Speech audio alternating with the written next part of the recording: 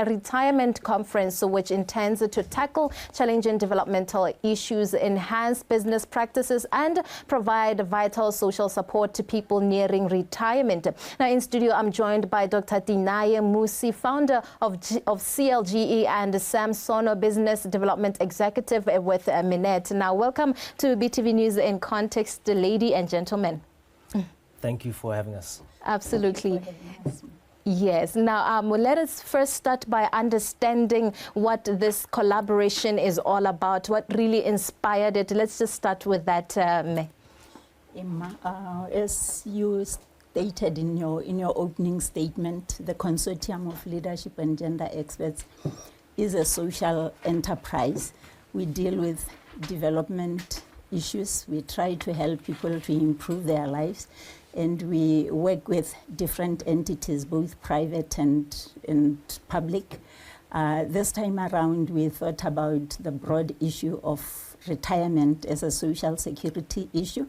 It's a matter that affects society because retirement has many aspects. So we are actually looking at different options of how to improve life during retirement. And this is how we brought on board Minet, which is a pension fund administrator. They have solutions for retirement pension solutions and different ways of investing towards security in retirement. So they will be partnering with us during this conference. All right. Okay. Before we speak more on retirement solutions and everything around that particular topic, maybe from Minet, let's hear from you as a fund administrator. What do you come across? I mean, different people, the general public, how do we, or where is the gap when it comes to retirement that we actually want to address? All right. Thank you. I think the issue regarding retirement is something that we don't quite think about until it's too late. So as a service provider, we think it's very important to educate people well within time for them to understand what exactly retirement is about, how they can prepare for retirement, and how best to go about retirement. And, we do this taking a couple of approaches which, saw us seeing the need to partner with such stakeholders to actually push our agenda of sensitizing people about such initiatives. So in terms of some of the issues, I think as Botswana, we tend to think that retirement is a time where, it's lavish, you buy your expensive cars, your retirement cars and big houses. But in actual fact, it's a time where you need to now tone down in terms of the kind of lifestyle you live. There's a big shift, both socially, financially, and emotionally, where, you have been working for 40 plus years, and all of a sudden now you're sitting at home. So there are very big transitions that happen in the way that you live your life, and it's important that we sit down with you, help you understand what that entails, and I suppose this is such platforms to sensitize Botswana on that. And I think it's very important, one of those things, to know when to start planning for retirement. Maybe we think you should prepare for retirement 5 years before you are 60 or 10 years before you're 60. And maybe let's get into that on what will be happening next month, where and when exactly. As I said, planning should start very early during someone's work life. The first day at work should be the first time that you start sensitization. You should start thinking about retirement.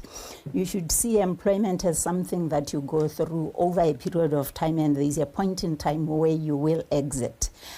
So this is key, that as you go in, you start thinking about retirement. You have ample time, as Sam said, you know the type of retirement or the period, your work life span, whether you want early retirement or late retirement. He mentioned 60, but we also have early retirement where you may take your retirement at 45, but then you go on to 60, and then we see people trying to extend that period. Sometimes they try to work by contract, and that usually is prompted by the fact that they haven't, in most cases, prepared themselves enough to get ready to exit. So it's important for people to be sensitized to start planning holistically for retirement, because it is very broad.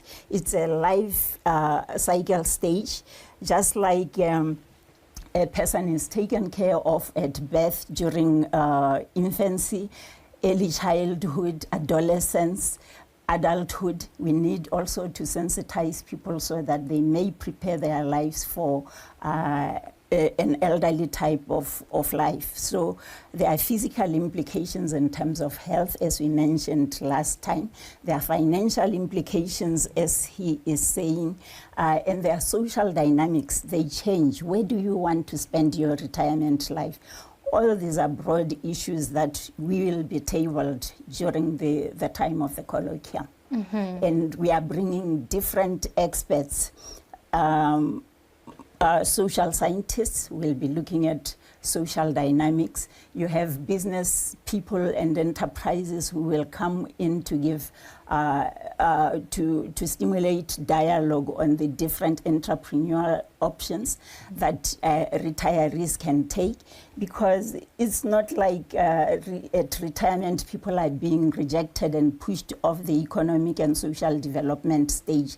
They still can contribute, but as he mentioned, we know you should be laid back. There is an appropriate way in which you can contribute, but you need to plan for that, so that we don't lose that wealth of knowledge and skills and wisdom that they have, acquired through their work life. But at the same time, they are not trying to fight for the mainstream employment opportunities with the youth.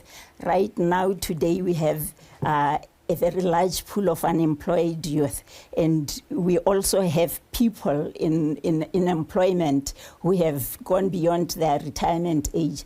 It's key that we create a balance there. We know how to utilize all this human resource wealth that we have at different stages. All right.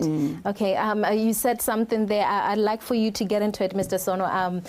She spoke about how some people will not be ready to retire. I mean, the readiness of things. How do I know that I'm ready to retire? I mean, there's the age aspect of it, right? And there was also having reached the age limit and still feeling you are not ready. So how does one know they're ready? Because there's this thing we say, comparison is the thief of joy, right? You're looking at your neighbor and say, this person is retired, they have a big house and this and this and that. If I retire now, I don't have these things. So how do I know I'm ready for retirement?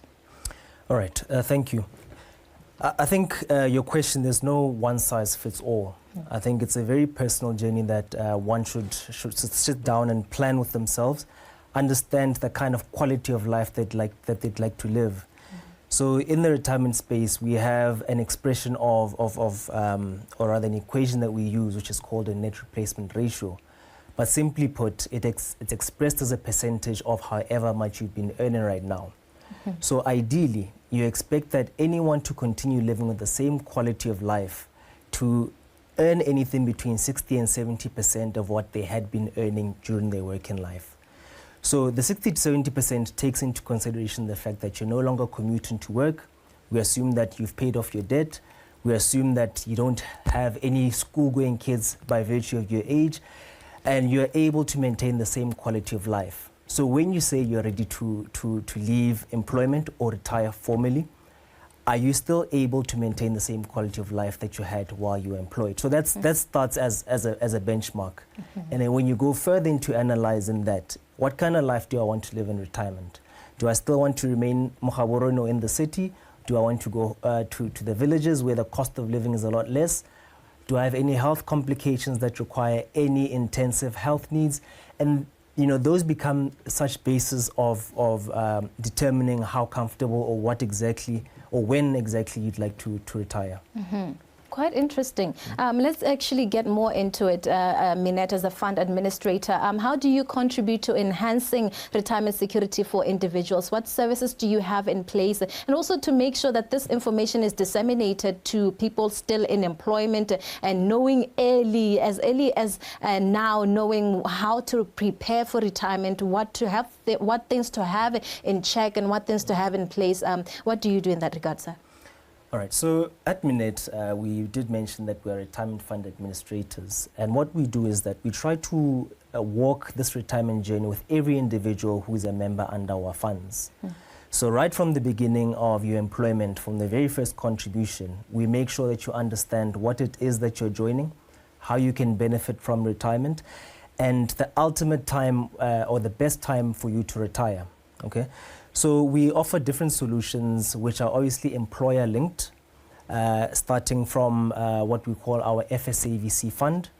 Our FSAVC fund is called an individual member retirement fund. So for companies and individuals with 1 to 5 employees, you're actually able to just simply complete your application forms, start this journey with us. We will sit down and actually have these consultations with you. We have recently developed what you call a retirement calculator, which is a self-service tool that actually helps you plan ahead. From the comfort of your home, you can actually enter certain factors, your current income level, your current savings level, and do predictions of how much you will have at the end of the day. Also, for some organizations, be it your medium to large size organizations, we do offer services where we house your pension funds.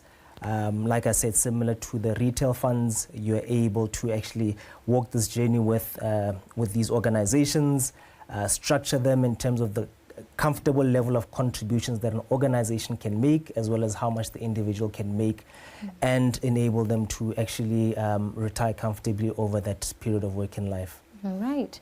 Amazing and interesting things right there. So let's get back to you, ma'am. Let's talk about the collaborative efforts. We can see that now you're partnering here, for example, with Minet.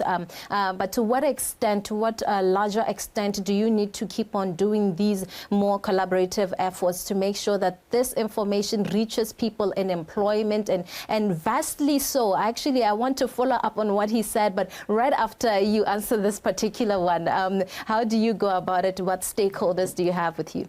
Emma, thank you very much for that. I think you are bringing up a critical question in that this event that we are having, the retirement colloquium, is not really, we are not looking at it as an academic exercise where we are bringing people to dialogue for it to end there. We are looking to engage with partners like Minet, with social scientists, with academicians, with, different people who really have a stake. Health policy, social dynamics, as I am saying. Why? Because it's critical that at the end of this, we should, as a nation, actually be agitating for things like policy reform. We are dialoguing at the moment with the Ministry of Labour and Home Affairs because they are also working in the area. I just learned this morning that they are very concerned about having a framework, a social security framework, where which will guide policy. Because at the moment, I think they are at planning level. They are looking to do a kind of a needs assessment to find what really needs to be done. And these are really some of the key issues that we have. Once we have a policy framework in place, then we can start talking implementation guidelines to guide programming. For example, he mentioned that for them, they have solutions as Minet for their members. But what about those who are not with Minet? So you see, we have oasis of excellent things happening in our country, and other people are unable to reach some of these services. The vast majority of the private sector, some of them do not even have any pension funds. We also have, in the informal sector, yes. People do not have pensions. We have social security nets and social protection measures that government is putting in place. For example, things like so what happens when you reach that age and you have been living your life in informal sector, or you have been, relying on government schemes like social protection and networks that support that vast majority of the public. So basically what we are saying is, it is key that as a nation we start organizing ourselves to get our act together. This is why we are initiating such dialogue, so that at the end we can engage for policy reforms with the critical relevant stakeholders. As I am saying, I told you, we are working to try and see if we can strike a partnership or a dialogue line with the ministries and with the private sector like them. We are also working with business developers to come up with to conscientize the public and also try to work with them to develop programs. This can happen at different levels. We will be looking to push from the top in terms of policy framework, but at the same time we are also trying to get programming for people like them to work with as many, enterprises, so that this can reach the general public as much as possible. As much as possible. As much as possible. So the work will be continuing even after the dialogue in the conference. Absolutely. The sustainability part of it is the most vital part of it. And thank you so much for getting into that. That was going to be my follow-up question, to say the informal sector. When we speak of retirement, somebody in the informal sector thinks, okay, this is not my topic. But like you were saying, let's get our act together and make sure we address the loopholes and make sure we are collective and inclusive to every Motswana out there. Unfortunately, we're now out of time. But thank you so much for making time to be with us this afternoon. And we do wish you well. And the event is going to be in July the 26th to the 28th. 26th to the 28th. Yes. And this being my very last question, how does one make sure they get themselves there? You register. Okay. Yes. All we right. are online. You can call us on 71300 588. Absolutely. Thank you so much for being with us this afternoon, lady and gent. Thank you so much. Thank you very much. Thank you.